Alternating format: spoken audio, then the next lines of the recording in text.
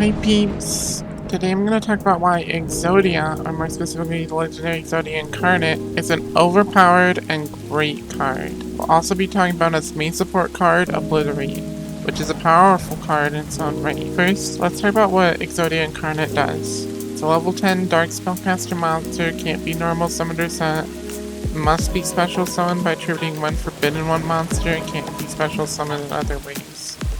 This condition's really easy to fill, just have any Exodia piece, like the head, the arms, the legs, anything on the field, you can special summon this card. You can even set them face down, which can protect them from a lot of effects. Next, this card gains 1000 attack for each forbidden one monster in your graveyard.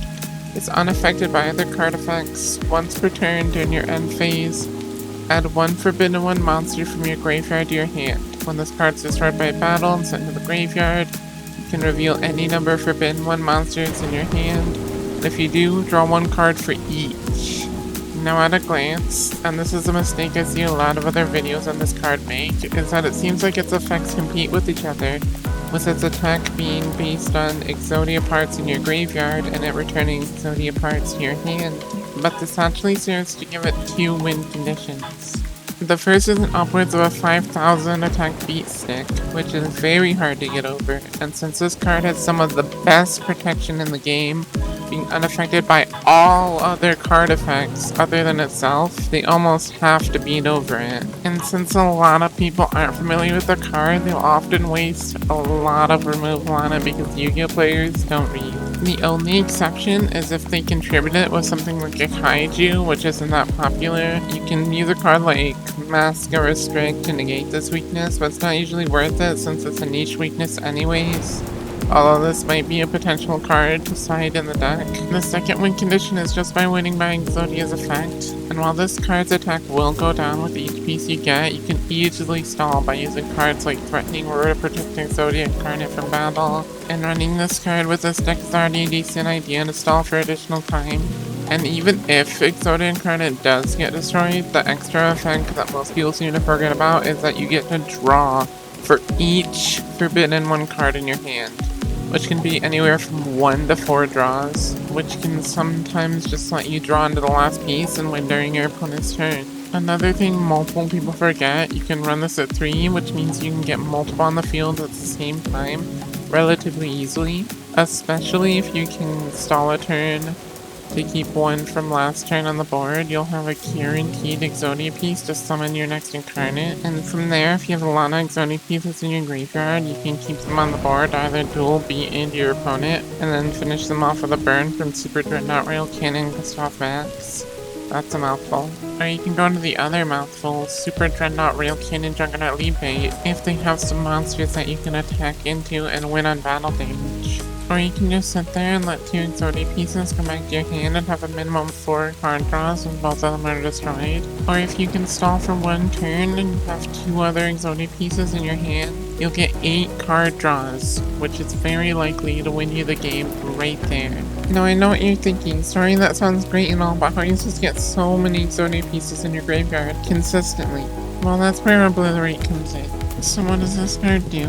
It's a continuous trap that lets you target one monster on the field, send one forbidden monster or Exodia monster from your hand or deck to the graveyard, and then you can bounce that monster back to the hand. And in addition, if it's sent from the field to the graveyard, you can add one forbidden one or Exodia card in your graveyard to your hand. Unfortunately, you can only use either one of these effects once per turn, so you have to plan ahead accordingly. Now this card's great for a number of different reasons. First, it's non-destruction removal, which is a huge plus, considering the number of cards have destruction protection. Second, it mills your Exodia cards from your deck straight to the graveyard, which both allows you to use them as resources in the graveyard, as well as prevent you from drawing into them when you don't want to. And since it's a continuous trap, not only can you use it once per turn in both players' turns, but it can also eat an Ash Blossom for only 1 turn of no use, since Ash Blossom doesn't destroy. Its last effect isn't as useful, but it can be good when you need just that last piece of Exodia, or because it can work on any Exodia piece for both effects, you can mill your Exodia Incarnate and add it to your hand with this card as well. So hopefully you can see why this card pairs so well with Exodia Incarnate. You can keep its attack up by bouncing your opponent's cards, or if they have no monsters, you can just target Exodia Incarnate since he's unaffected, and you'll still mill that extra card. You can also bounce back your own monsters. One of my favorite combos is that after you've milled or used at least one level 1 Exodia piece, you can special summon it with Yugioh and then bounce it back to your own hand while sending another material for next turn. Then Yugioh returns to your hand for you to do it the next turn, which adds a timer until you get all the pieces in your hand. And if you ever run out of Exodia pieces to send, say you have all 5 in the graveyard, you can still send Exodia Incarnate in its place, which will take a lot of people off guard. You know, they can play around you sending all 5 pieces to the graveyard and then they think they're safe, they can't get bounced. And then boom, you just hit them with an additional bounce and just win the game. There's also a great searcher called Where Art Thou that can search any level 1 monster and add it to your hand, which helps make things more consistent. Or just grab the last few Exodia pieces you might need. And of course, that's not even mentioning 1-for-1, which can special summon any level 1 monster. So what's holding these 2 cards back from rolling over the meta? I think there's 2 possible reasons for this. 1, there just hasn't been enough experimentation with these cards, and they haven't found the right deck. Or 2, they just don't have enough support around them to make them consistent enough. Now there are some decent searchers for these cards, like Witch of the Black Forest for Exodia Incarnate, but I don't feel like they mesh with what the best version of this deck would be, but I could be wrong, which leads me to my next point. Experimentation. Say with me, experimentation. Now, I've experimented with these cards for many years, but I'm just one person, and while I have what I think to be a good deck, there's definitely room for improvement. So if you take anything from this video, I want you to experiment with these cards. Put them in different strategies or different decks and see what works. I never see anyone else playing these cards, and yet they have incredible potential. So I'd like to see you peeps give them a try.